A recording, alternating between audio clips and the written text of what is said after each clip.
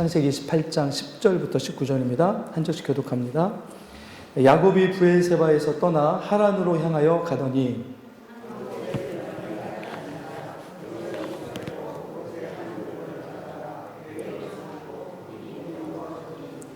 꿈에 본즉 사닥다리가 땅 위에 서 있는데 그 꼭대기가 하늘에 닿았고 또 본즉 하나님의 사자들이 그 위에서 오르락 내리락 하고 너희 조부 아브라함의 하나님 이삭의 하나님이라 내가 누워있는 땅을 내가 너와 내 자손에게 주리니 내 자손이 땅에 티끌같이 되어 내가 서쪽과 동쪽과 북쪽과 남쪽으로 퍼져 나갈지며 땅의 모든 족속이 너와 내 자손으로 말미암아 복을 받으리라. 내가 너와 함께 있어 어디로 가든지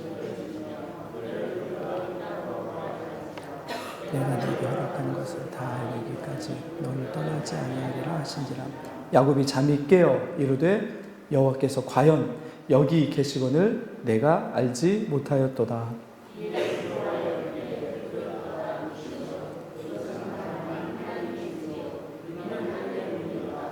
야곱이 아침에 일찍이 일어나 베개로 삼았던 돌을 가져다가 기둥으로 세우고 그 위에 기름을 붓고 그곳 이름을 베델이라 하였더라. 이 성의 옛 이름은 루스더라.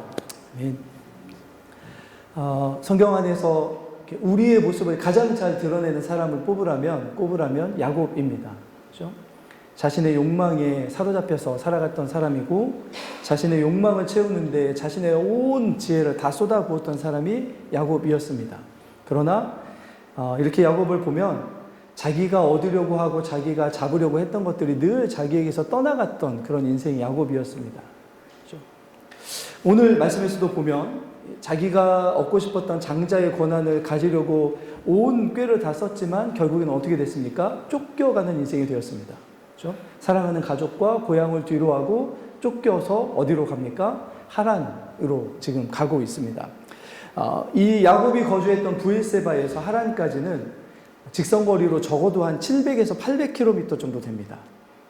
그러면 걸어서 간다고 하면 계산해 보면 적어도 한 3주 정도는 쉬지 않고 걸어가야만 도착할 수 있었던 곳이 하란이었습니다. 그렇죠?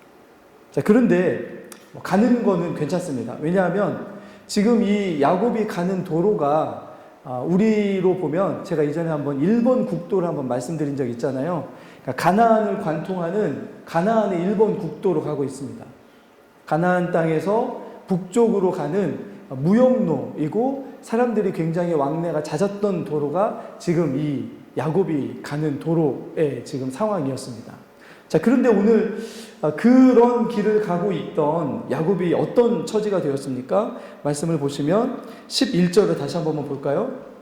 자, 11절을 다시 한번 읽겠습니다. 시작.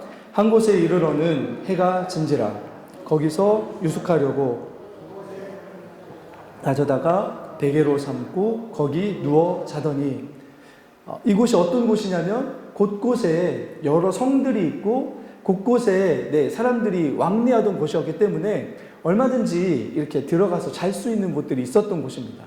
그런데 오늘 이상하게도 야곱이 어떻게 하고 있냐면 노숙하고 있습니다. 길바닥에서 자고 있는 거죠. 왜 그럴까를 좀 생각을 해봤는데 당시에 이 지역의 그 문화 중에 하나가 뭐냐면 해가 떨어지면 바로 뭘 닫냐면 성문을 닫습니다. 외부인들은 절대 해가 진 이후에는 들여보내지 않는 게 이 당시에 풍습이고 문화였다고 합니다. 그런데 제가 봤을 때 제가 만약에 야곱이었다면 왜 길바닥에서 잤을까를 생각해보면 왜 그랬을까를 생각해보면 어떻겠습니까? 밤에 너무 늦게 이제 그곳에 도착해서 성으로 못 들어갔을 가능성도 있지만 저라면 무서워서 성으로 못 들어갔을 것 같습니다. 뭐가 무서웠냐면 그 성에 갔다가 혹여라도 누구를 만날 수 있습니까? 에서가 보낸 누군가를 만날 수 있는 거죠. 저는 무서워서 피했다라고 생각하는 입장입니다. 물론 성경에서 다 이야기하고 있지는 않지만. 자, 어쨌든 지금 야곱이 어떤 상황입니까? 외로움과 두려움 속에서 길바닥에서 밤을 지새야 되는 상황이었습니다. 아무리 사람들이 많이 왕래하는 길이라 할지라도 밤이 되면 뭐가 나타나는 곳이었을까요? 예전에는 짐승들이 나타날 수 있는 그런 곳이 가나안 땅이었습니다. 지금 나중에 베델이라고 이름 지어진 이곳이 브엘세바, 야곱이 살았던 곳과 한 3일 길 정도 떨어져 있는 곳이었습니다. 한 3일 길 정도 됐으니까 뭘 생각할 수 있냐면 얼마든지 에서가 쫓아온다면 따라잡힐 수도 있었을 그런 어떤 염려 때문에 길바닥에서 지금 자고 있는 것처럼 보이는 게 야곱입니다. 자, 그런데 오늘 말씀에서 보시면 말씀이 이상한 것이 뭐냐면 11절을 다시 한번 가보시면 보통은 이런 때는 뭐라고 이야기하냐면 어떤 곳에 이르러는 해가 진지라 거기서 유숙하려고 그곳에서 도라나를 가져다가 이렇게 돼야 되는데 여기에 뭐라고 되어 있습니까? 한 곳에 이르러는 이라고 되어 있습니다. 이곳이 뭔가 좀 의미가 있을 것처럼 얘기하는 거죠. 그리고 한 돌을 취했다라고 이야기합니다. 오늘 말씀에서 보시면 야곱이 어떤 전혀 생소한 어떤 한 장소에 도착합니다. 그리고 어쩔 수 없이 침낭이나 뭐 이런 걸 가지고 다니지 않았기 때문에 돌을 가져다가 베개를 삼아 잠을 자려고 합니다. 그런데 아무 의미가 없고 너무나 외롭고 처량하고 두려운 이곳에서 취한 가장 처량한 신세로 취한 베개 대신 취한 돌인데요. 그런데 오늘 말씀의 끝부분까지 가면 하나님께서 어떤 역사를 이곳에서 이루어 주시냐면 그가 아무 의미 없이 머물렀던 그 장소와 그가 아무 의미 없이 취했던 돌이 너무나 의미 있는 장소였고 너무나 의미 있는 돌이었다는 것을 보게 됩니다. 그러니까 오늘 28장에서 하나님 우리에게 보여주신 것을 먼저 좀 본다면 우리 인생 가운데 하나님께서 오늘 야곱에게 어떤 일을 행하여 주시냐면 12절을 읽겠습니다. 시작. 꿈에 본즉 사닥다리가 땅 위에 서 있는데 자 여기 보시면 뭘 봤습니까? 네, 꿈을 봤습니다. 꿈. 이 꿈을 꾸기 이전과 이 꿈을 보기 이후는 야곱의 인생이 너무나 달라집니다. 이 꿈을 꾸기 이전에 그가 머물렀던 장소는 가장 인생에 있어서 처량하고 외롭고 두려운 곳에 있었습니다. 이 꿈을 꾸기 이전에 야곱이 배웠던 그 베개는 처량하고 외로운 노숙자가 베고 자야 되는 돌덩이 하나에 불과했습니다. 그런데 하나님이 그에게 꿈을 보여주시자 갑자기 이 아무런 의미가 없는 장소가 너무나 큰 의미가 있는 장소로 바뀌어졌습니다. 너무나 처량하고 외롭고 두려웠던 그 베고 잤던 그 돌이 하나님이 이 꿈을 보여주시자 어떤 것으로 바뀌었습니까? 나중에 보시면 하나님의 집의 기둥이라고 이야기되어지는 것으로 바뀌어지게 된 거죠. 하나님이 야곱의 인생에 함께 하십니다. 그리고 아직 하나님을 고백하지 못하고 하나님이 자신의 삶의 어떤 계획과 뜻을 가지고 있는지 몰랐기 때문에 그렇기 때문에 자기 힘과 자기의 어떤 능력으로 자신의 능력 위에 뭔가를 쌓고 뭔가를 누려야 된다고 생각하면서 자기의 사랑하는 가족까지도 속였던 야곱에게 하나님이 찾아와 주셔서 그에게 꿈을 보여주십니다. 그러자 야곱의 인생이 바뀌어져 가기 시작한 거죠. 의미가 없던 그의 인생이 의미가 있는 인생으로 바뀌어져 갑니다. 의미가 없었던 장소와 의미가 없었던 시간과 의미가 없었던 어떤 돌덩이 하나가 갑자기 하나님이 그에게 꿈을 통해서 나타나시자 어떻게 됩니까? 네, 하나님이 함께 하시는 곳, 하나님이 함께 하시는 시간, 하나님이 함께 하시는 어떤 것으로 바뀌어지게 되는 거죠. 그래서 야곱의 인생은 어쩌면 우리의 인생하고 가장 비슷한 인생인 것처럼 보이는 거죠.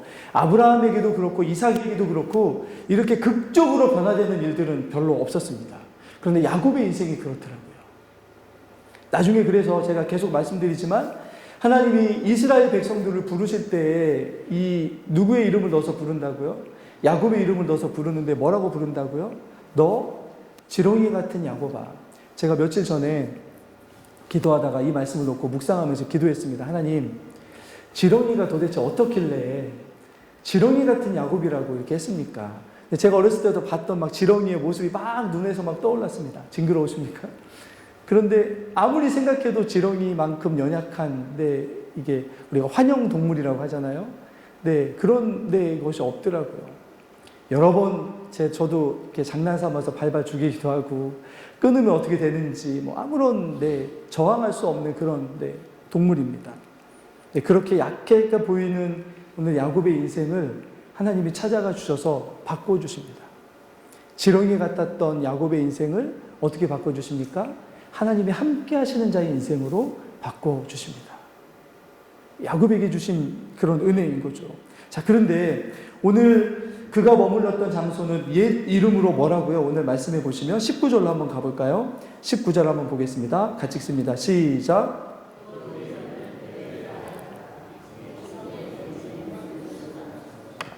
그저 옛 이름으로 루스였던 그냥 작은 도시 아니면 작은 성이었습니다. 그런데 하나님이 야곱에게 찾아가셔서 그와 만나주시자 그 이름이 어떻게 변합니까? 베델이라는 이름으로 바뀌어집니다. 야곱이 이때부터 뭘 고백하기 시작하냐면 이전에 야곱은 하나님을 고백하는 사람이 아니었습니다. 그런데 갑자기 자신의 인생과 자신의 어떤 하는 일들 가운데 누구를 고백하기 시작했냐면 하나님을 고백하기 시작했습니다. 아, 하나님은 나와 함께 하시는구나. 하나님이 여기를 하나님의 집이구나 라고 하는 어떤 고백을 하게 되는 거죠. 그가 배웠던 그 돌 베개는 어떻게 되었습니까? 말씀을 보시면 18절 한번 볼까요? 18절 같이 보겠습니다. 시작. 야곱이 아침에 일찍이 일어나 베개로 삼았던 돌을 가져다가 기둥으로 세우고 그 위에 기름을 붓고 기둥에 기름을 부어서 뭐라고 이야기하냐면 여기가 하나님의 집이라고 고백합니다. 금방까지 꿈꾸고 그 전에 잘 때까지만 해도 그저 주변에 눈 띄는 그냥 머리보다 조금 더 큰 돌덩이 하나 가져다가 평평해서 배기 좋은 어떤 걸로 가져왔던 돌덩이에 불과했습니다. 하나님이 그에게 나타나셔서 꿈속에 나타나시자 그 돌덩이가 뭘로 변했다고요? 하나님의 집의 기둥으로 바뀌어진다고요. 하나님이 야곱의 인생에 말씀하고 싶었던 게 그거였습니다.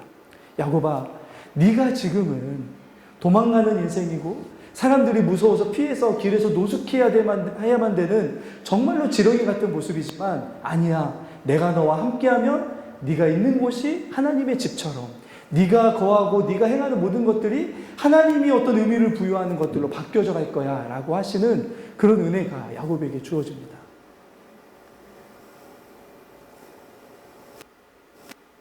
야곱은 그래서 하나님의 은혜에 붙들린 사람의 인생의 전형적인 모습이었습니다. 하나님이 우리의 인생에도 찾아와 주시면 그런 일들이 우리에게도 일어나는 거죠. 자, 그런데 오늘 이제 여러분하고 사실은 진짜 나누고 싶었던 게 뭐냐면 12절 말씀을 한 번만 더 가보시죠. 우리가 28장에 야곱이 꾼 꿈 하면 야곱이 꾼 꿈을 뭐라고 늘 이야기합니까? 야곱의 어떤 꿈이요? 오늘 말씀에 나오는 것처럼 사닥다리 꿈이라고 이야기합니다. 12절에 보시면 꿈에서 봤는데 뭐가 땅에 서 있습니까? 사닥다리가 서 있습니다. 얼마나 크고 높을까를 좀 생각해 보면 사닥다리가 쭉 하늘까지 닿아 있습니다. 그런데 그 위로 누가 오르락 내리락 한다고요? 하나님의 사자들인 천사들이 오르락 내리락 하고 있습니다.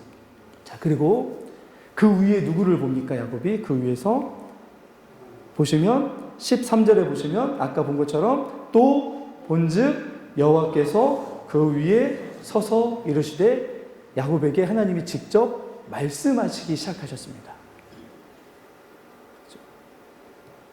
자, 그런데 여러분 오늘 말씀에 나오는 이 사닥다리의 어떤 꿈은 사실은 야곱 한 사람에게 주시는 야곱의 인생 한 사람을 바꿔주시기로 약속하시는 그런 어떤 개인에게 주시는 환상이 아닙니다. 우리가 오늘 말씀에서 보는 것처럼 제가 그림을 하나 준비했다면 훨씬 나았을 텐데 우리가 창세기 28장에 야곱의 꿈을 그려놓은 여러 가지 그 성화나 이런 걸 보면 어떤 그림이 많습니까? 옆에서 이렇게 야곱이 돌베개 베고 자고 있는데 그 옆에 사다리 하나가 하늘로 쫙 올라가 있고 그 위로 누가 오르락내리락 하고 있습니까? 천사들이 오르락내리락 하는 것을 보고 있습니다. 근데 제가 궁금했던 게 그거였습니다. 말씀을 보다가 사다리, 우리가 아는 사다리라면 천사들이 둘이 오르락내리락 하기는 어려울 텐데 사다리가 좀 넓었을까? 이런 생각을 했습니다. 그러다가 원어를 이렇게 찾아보니까 이 사닥다리라고 하는 이 말이 창세기뿐만 아니고 성경에 여기 딱 한 번 나오는 단어인데요. 원래 언어의 이 시작 뿌리를 찾아보면 사다리라는 의미가 아니라 계단이라는 의미가 강합니다. 어떤 의미가 강하다고요? 계단 의미가 강하다고요. 자, 그러면 지금 만약에 진짜로 이 야곱이 사닥다리가 아니고 계단이라고 하는 것을 꿈에서 보고 있다면 하늘과 땅에 뭐가 놓여져 있습니까? 계단이 놓여져 있는 거죠. 그런데 사실은 또 이 계단이라는 의미로만 있는 게 아니고 계단이 있는 건물이라는 의미가 강하게 이 안에 있습니다. 자, 그런데 여러분, 왜 이 말씀이 중요하냐면 창세기 말씀에서 하나님이 굉장히 마음 아파하시는 사건이 있습니다. 사람들이 계단이 있는 건물을 하나 만들어요. 어떤 건물입니까? 바벨탑. 바벨탑 사건이 오늘 이 말씀하고 연관이 되어 있습니다. 바벨탑은 어떤 탑이었습니까? 사람들이 왜 그 건물에 계단을 만들었죠? 그 꼭대기에 올라가서 뭘 내려고요? 자신들의 이름을 내려고 만들었던 게 뭐였습니까? 바벨탑이었습니다. 계단이 있는 건물입니다. 왜 그걸 알 수 있냐면 이 당시 중동 지역에 가면 뭐가 있냐면 지금도 발굴되는 지구라트라고 하는 건물이 있습니다. 이 지구라트라고 하는 건물이 뭐냐면 제사의 용도로 쓰여지는 그런 모습인데 건물인데 거기 꼭대기가 평평한 제단이 있고요. 거기까지 올라가는 계단들이 있습니다. 그것을 통해서 인간들이 왜 지구라트라고 하는 건물들을 만들었냐면 그 꼭대기에 올라가서 뭘 하기 원했던 거냐면 자신들의 방법대로 제사를 드림으로 자신들이 원하는 것을 얻어내고 싶어서 만들었던 건물이 지구라트였습니다. 그 지구라트라고 하는 이 건물 중에 가장 크고 높이 만들었던 것처럼 보이는 그 지구라트가 뭐냐면 바벨탑이었던 것처럼 보이는 거죠. 그래서 바벨탑을 만들었던 인간들의 그 욕망, 바벨탑을 통해서 이루고 싶었던 인간들의 그 탐욕, 바벨탑을 통해서 하나님을 대적하고 하나님을 외면하고 하나님이 있어야 될 자리에 자신들의 이름을 내고 하나님이 하셔야 되는 일들을 자신들이 하고 하나님이 이끌어야 되는 그곳에 자신들이 뜻과 계획대로 만들고 싶었던 그 인생을 만들고 싶었던 그 건축물이 무엇이었습니까? 그게 바벨탑이었던 거죠. 그런데 여러분, 자신의 인생의 바벨탑을 세웠던 가장 전형적인 사람이 누구냐면 야곱이었습니다. 자신의 인생이 얻고 싶은 것을 위해서는 어떤 것이라도 하던 사람이 누구냐면 야곱이었던 거죠. 그러니까 자신의 인생의 바벨탑을 세웠던 사람이 야곱이었던 거죠. 실제로는. 그런데 하나님께서 꿈에 나타나 주십니다. 그리고 그런 인간들이 세워가는 바벨탑을 통해서는 하나님이 주시고자 하시는 은혜를 얻을 수 없다는 것을 오늘 여기서 분명히 보여주시는 거죠. 그래서 사다리가 아니라 제가 본 바로는 이 어떤 건물에 큰 계단이 있는 그런 건물인 것처럼 보입니다. 아니, 계단만 있을 수도 있습니다. 자, 그런데 그것을 통해서 뭘 보여주시냐면 이 계단이 어디와 어디를 잇고 있습니까? 하늘과 땅을 잇고 있습니다. 인간들은 땅에서부터 하늘까지 자신들이 만든 어떤 것을 통해서 도달하려고 했는데 그게 아니라 여기에 누가 이 계단을 세워주지 않으면 하늘에까지 닿을 수 없냐면 하나님이 그 계단을 만들어주지 아니하시면 닿을 수 없다는 거죠. 반대로 자, 그러면 오늘 이 야곱을 통해서 하나님이 보여주시고자 하시는 것이 무엇이냐면 자, 야곱이 하나님의 하는 말씀을 듣는데요. 13절부터 15절까지 하나님이 야곱에게 다시금 축복하시거든요. 근데 이 축복의 내용이 새로운 것이 아닙니다. 어떤 내용을 축복하시냐면 아브라함에게도 하셨고 이삭에게도 하셨던 말씀인데 어떤 말씀입니까? 언약의 말씀입니다. 근데 이 언약의 말씀의 중심에 뭐가 있냐면 아브라함이 복을 받고 이삭이 복을 받는다는 내용이 아닙니다. 아브라함이 복을 받아서 그래서 누가 복을 받는다고요? 천하 만민이 아브라함을 통해서 복을 받을 거라고요. 이삭에게 하나님이 복을 주시는데 그 복을 주시는 이유가 무엇입니까? 이삭이 복을 받음을 통해서 그 복이 만민에게 그 복이 흘러가도록 하게 하시는 것이 어떤 것입니까? 이삭에게 약속하셨던 언약의 말씀이었습니다. 그런데 여러분, 바벨탑은 어떻게 됐었죠? 하나님이 뭘 흩어버리십니까? 언어를 흩으심으로 그들이 흩어져 나가게 만들었습니다. 인간들이 흩어져 나간 거죠. 그런데 오늘 야곱에게 하나님이 들릴 수 있는 음성으로 말씀하십니다. 그동안의 야곱은 하나님의 음성을 들을 수 없었습니다. 무엇 때문입니까? 사실은 바벨탑에서 그랬던 것처럼 죄와 욕망에 가득 차 있기 때문에 하나님의 음성을 들을 수가 없었습니다. 하나님이 그를 찾아와 주셔서 그에게 음성을 들려주십니다. 그리고 아브라함에게 하셨던 약속처럼 이삭에게 하셨던 언약처럼 그리고 야곱에게도 언약을 주시는데 이제 야곱이 경험한 하나님이 주신 복을 통해서 어떤 일이 일어날 거라고요? 바벨탑에서 실패했던 인류 구원의 역사처럼 보이는 그 역사를 누구를 통해서 회복하실 거라고 말씀하십니까? 야곱과 그의 후손들을 통해서 하나님이 회복하실 거라는 걸 보여주신 겁니다. 야곱 한 사람에게 주시는 복이 아니었습니다. 야곱을 통해서 그 복을 이루어 주실 거라고요. 지금 야곱의 그런데 처지가 어떻습니까? 형과 가족은 속여서까지도 욕심을 채우려다가 쫓겨가는 인생입니다. 잘 곳이 없어서 노숙하는 인생입니다. 그런데 그 인생에 하나님이 찾아오셔서 어떤 일을 행하신다고요? 너를 통해서 세계 만민이 복을 받을 거야. 누가 이 말을 믿을 수 있겠습니까, 여러분? 내가 너를 통해서 세상 만민이 얻을 복을 너를 통해서 내가 이룰 거야 라고 말씀하신다면 누가 이 말씀을 믿을 수 있겠냐는 거죠. 근데 야곱을 통해서 하나님이 그 일을 행하십니다. 그리고 이 말씀을 받는 이스라엘 백성들과 동일하게 말씀을 받는 사람들에게 주님이 똑같이 말씀하십니다. 내가 너의 인생을 통해서 세상 만민이 복을 받도록 할 거야. 이스라엘 백성들아, 너희는 작고 초라한 민족이지만 내가 너희들을 통해서 세상 만민이 복을 받도록 너희에게 역사할 거야. 교회를 통해서도 마찬가지예요. 영적인 이스라엘인 교회를 통해서도 하나님이 뭐라고 말씀하시냐면, 교회요, 너희들을 통해서 노숙한 것처럼 보이고 초라한 것처럼 보이는 어떤 의미 없는 삶인 것처럼 보이고 어떤 것을 얻지 못해서 철학한 것처럼 보이는 시간과 어떤 일들이 오지만 그 일을 바꿔서 하나님이 역사하시는 하나님의 구원의 역사들로 너희들에게 채워줄 거라고 말씀하시는 게 오늘 이 사닥다리 환상을 통해서 하나님이 진짜 말씀하시고 싶었던 것이었습니다. 야곱 한 사람에게만 주시는 것이 아니었던 거죠. 바벨탑을 통해서 무너진 것처럼 보이는 인간들의 욕망의 탑 때문에 무너진 것처럼 보이는 하나님의 구원이 야곱과 같은 연약하고 부족한 사람을 통해서도 충분히 다시금 하나님이 하실 수 있다는 것을 보여주시는 것이, 그것이 오늘 말씀에서 먼저 보여주시는 것입니다. 그래서 하나님이 이스라엘 백성을 뭐라고 말씀하신다고요? 지렁이 같은 너 야곱아, 너희들 스스로는 너희들을 지렁이라고 생각하지만 아니다. 나는 너희들을 그렇게 보지 않는다. 그래서 그 같은 말씀 이사야서 42장과 43장에 보면 우리가 잘 아는 말씀이 있습니다. 내가 너희를 보배롭고 존귀하게 여긴다는 말씀이 거기에 있습니다. 주님이 오늘 야곱을 통해서 우리에게 그걸 보여주십니다.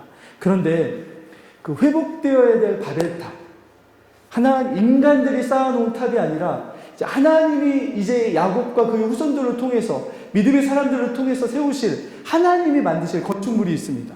근데 그 건축물이 어떤 건축물이냐면 오늘 그 힌트가 여기 나와 있는데요. 아까 12절 말씀을 다시 한 번만 가보시죠. 자, 보시면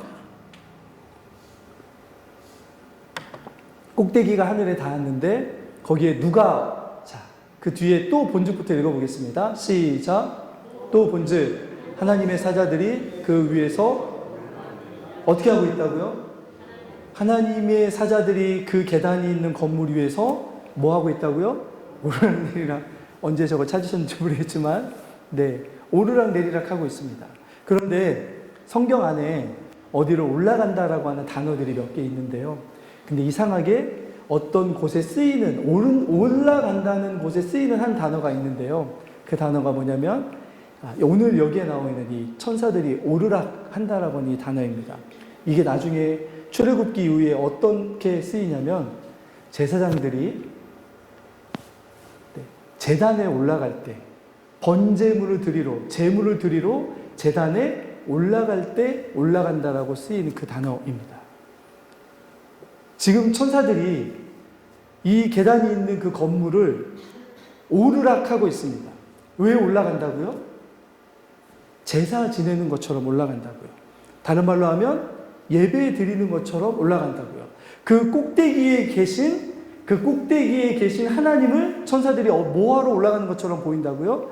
예배하러, 제사 드리러, 하나님께 제물을 바치고 하나님께 예배 드리러 올라간다라고 하는 그 용어를 천사들이 올라간다라고 하는 이 단어에 써가지고 이 천사들을 통해서 보여주시는 것이 무엇이냐면 그 계단, 하나님이 세워주신 그 건물에서 그 건물의 용도와 목적이 무엇이라고요? 그곳에서는 하나님이 예배받으시는, 하나님의 이름이 높여지시는, 천사들까지라도 하나님을 높이고 예배하는 그런 건물이 바로 하나님의, 오늘 그래서 이 야곱이 뭐라고 나중에 고백한다고요? 아까 말씀해 보시면 17절을 한번 볼까요? 자, 17절을 보겠습니다. 같이 읽습니다. 시작. 이에 두려워하여 이르되 두렵도다 이곳이여 이것은 다름 아닌 네. 여러분 만약에 사닥다리 하나 이렇게 있었다고 한다면 여기 하나님이 그냥 함께 하시는 곳이구나 라고 얘기했을 겁니다. 그런데 야곱이 보는 것이 무엇입니까? 여기가 바로 하나님의 집이구나 라는 것을 보는 거죠. 여러분 그러면 이 말씀을 받는 이스라엘 백성들이라고 한번 생각을 해보시면 그들에게 하나님이 뭘 만들라고 하십니까? 하나님의 집, 다른 말로 하면 성막, 나중에 가면 성전을 지으라고 명령하십니다. 하나님의 집을 지으라고 명령하시는 거죠. 왜 그걸 지으라고 말씀하십니까? 그곳에서는 뭐가 있을 거라고요? 이전에 바벨탑에서 보여줬던 인간의 욕망들, 이전에 자신의 힘과 자신의 지혜와 자신의 능력을 가지고 자신들의 이름을 내고 자신들이 얻고자 하는 것을 얻으려고 했던 그런 인간들의 욕망의 집합체였던 바벨탑과는 전혀 다른 반대되는 건물, 자신들의 욕망은 내려놓고 자신들의 지혜와 자신들의 힘과 능력은 하나님 앞에 내려놓고 겸손하게 하나님 앞에 올라가는, 그래서 자기 자신을 하나님 앞에 산 제물로 드려서 하나님을 예배하도록 만드는 그런 하나님의 집을 하나님이 만들기를 원하신다는 것을 누구를 통해서 보여주시냐면 야곱을 통해서 보여주십니다. 그래서 이 꿈을 본 다음에 아브라함에게도 보여주지 아니하셨고 이삭에게도 보여주지 아니하시는데 왜 야곱에게 보여주시냐면 야곱의 후손 중에 누가 그래서 태어납니까? 제사장 가문인 레위 가문의 이 조상이었던 레위가 태어나고요. 그리고 나중에 메시아, 예수 그리스도를 상징하는 그 예수님이 태어나셨던 메시아가 태어난 가문인 누가 태어나냐면 유다가 태어납니다. 야곱에게 그래서 보여주시는 거죠. 너의 후손을 통해서 내가 하나님의 집을 만들 거다. 어떤 집이라고요? 오늘 오르락한다는 말, 아까 12절 한 번만 더 가보시면 오르락한다는 말은 예배드리러 올라간다는 말이잖아요. 자, 그런데 거기에 또 다른 말이 있습니다. 올라가기만 한 게 아니고 천사들이 어떻게도 한다고요? 내리락한다고요. 내려온다라는 말은 어떤 말이냐면 제가 찾았습니다. 창세기 11장 7절 말씀을 한번 보여주시죠.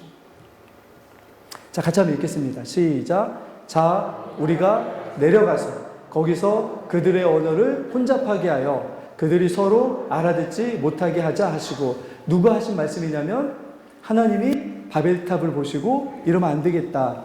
하나님이 내려오셔서 그 바벨탑을 흩어버리십니다. 그런데 오늘 말씀에서 보시면 야곱이 보니까 하나님이 어떻게 하신다고요? 내려오고 계십니다. 하나님이 내려오신다는 것은 나중에 소돔과 고모라에서도 심판하러 내려오시거든요. 그럼 야곱이 봤을 때는 심판하러 내려오시는 것인가? 라고 생각할 수 있는 거죠. 이 말씀을 받는 이스라엘 백성들은 소돔과 고모라처럼 심판하러 내려오시는 것인가? 그런데 심판하시는 것이 아니라 도리어 어떻게 하십니까? 야곱이 머물러 있던 그 자리를 하나님의 집이 되게 하시고, 야곱이 배웠던 돌덩어리를 성전의 기둥처럼 바꿔주시는 하나님의 은혜가 여기에 임한다는 것을 하나님이 보여주시는 거죠. 그러면서 하나님이 우리에게 내려와 주지 아니하시면, 하나님이 우리에게 그분을 낮추어 주셔서 우리와 함께 해주지 아니하시면 우리에게 은혜가 있을 수 없다라고 하는 사실을 고백하게 만드는 게 오늘 이 야곱이 봤던 환상입니다. 그래서 야곱에게 보여주는 이 꿈을 통해서 하나님이 뭘 고백하게 하시냐면, 우리는 하나님, 저 높은 곳에 하늘에 계시는, 우리와 다른 곳에 계시는 저분이 우리에게까지 내려와서 우리와 함께 하여주지 아니하시면 우리는 하나님의 은혜를 받을 수 없는 자들이다 라고 하는 그런 겸손한 고백을 하도록 만드시는 게 이 꿈을 통해서 보여주시는 것이었습니다. 그런데 여러분, 나중에 요한복음 1장 51절로 한번 가볼까요? 자, 같이 한번 읽겠습니다. 시작. 또 이르시되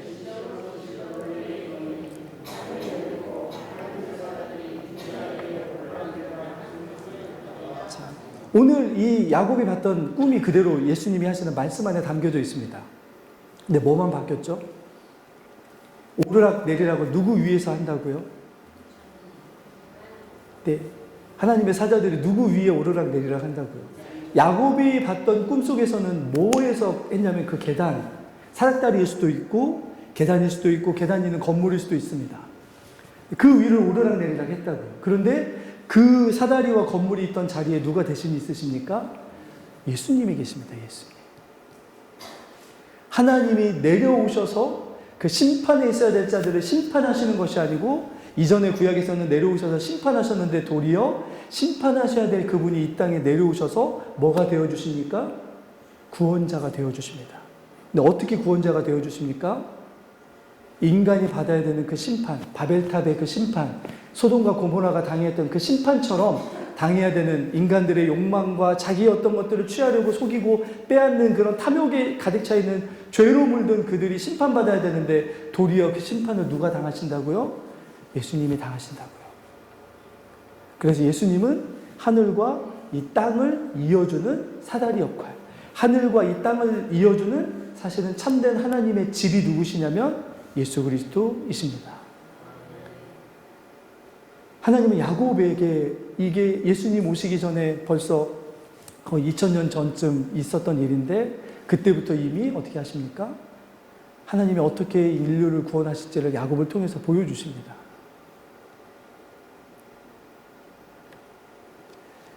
그렇다면 여러분 오늘 말씀에서 보시면 그 하늘과 땅이 연결된 그곳에 하나님이 왜 하늘과 땅을 이어주고 싶으셨을까요? 예수님을 통해서 왜 하늘과 땅이 이어지기를 원하셨을까요? 마찬가지입니다. 저희가 계속 보고 있는 것처럼 야곱의 인생을 통해서 또 이스라엘이라는 민족을 통해서 하나님이 온 세상 민족들이 그들을 통해서 복을 얻기를 원하시는 분이시라면, 그렇죠? 이제 하늘과 땅이 이어지는 그 하나님의 집이 된 우리들을 통해서 예수 그리스도 안에서 나중에 에베소서나 고린도 교회를 향하여 바울이 뭐라고 얘기합니까? 여러분, 예수님이 머리 되시고 그의 몸 된 우리가 된 우리가 바로 이제 하나님의 뭐가 되었다고요? 집이 되었다고요. 성령이 거하시는 하나님의 집이 되었습니다. 그러면 우리에게서 일어나야 되는 것은 무엇입니까? 우리에게서 올라가야 되는 것은 하나님의 우리를 향하여 주신 은혜에 대한 감사와 찬양과 높임, 그리고 그분이 우리에게 내려와 주심에 대한 감사로 이 땅에서 겸손하게 주님처럼 세상에 복이 되는 인생을 살아가야 되는 것이 바로 우리에게 주님이 원하시는 인생이 되는 거죠. 나중에 여러분, 이것만 하고 말씀을 마치겠습니다. 나중에 하나님이 이스라엘 백성들에게 너희가 가서 제단을 만들어야 돼. 제가 아브라함이 제단을 만드는 인생이라고 말씀드렸잖아요.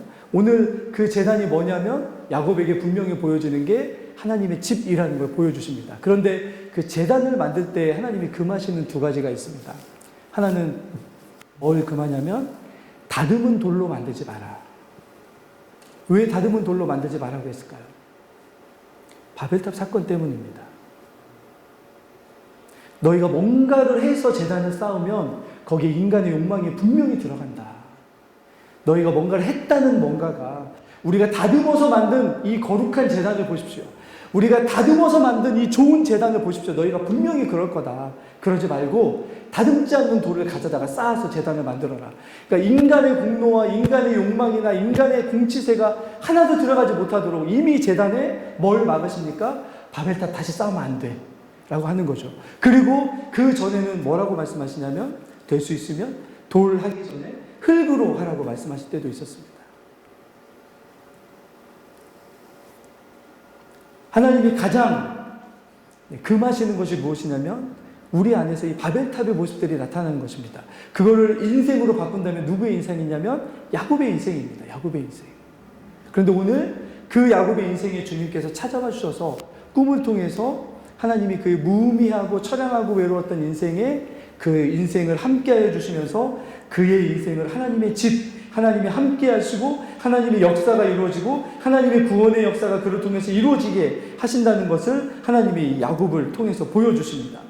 인간의 욕망이 투영되었던 바벨론. 그래서 오늘 말씀 마지막 구절을 읽고 좀 마칠까요? 아까 17절을 한 번만 더 같이 읽겠습니다. 같이 읽습니다. 시작.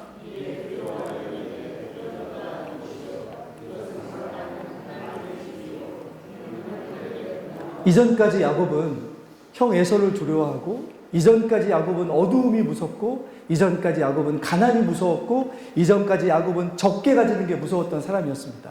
그런데 하나님이 보여주신 꿈을 통해서 뭘 두려워하는 사람으로 바뀌어져 가기 시작했냐면 하나님만을 두려워하는 사람으로 바뀌어져 가기 시작했습니다. 하나님이 야곱을 그렇게 바꿔가시는 거죠. 그래야만 그의 삶을 통해서 뭐가 나타납니까? 온 세상 만민들이 이 야곱이라고 하는 사람의 삶을 통해서 복을 얻을 수 있는, 복의 전달자가 될 수 있는 인생이 된다는 걸 주님이 너무나 잘 알고 계셨습니다.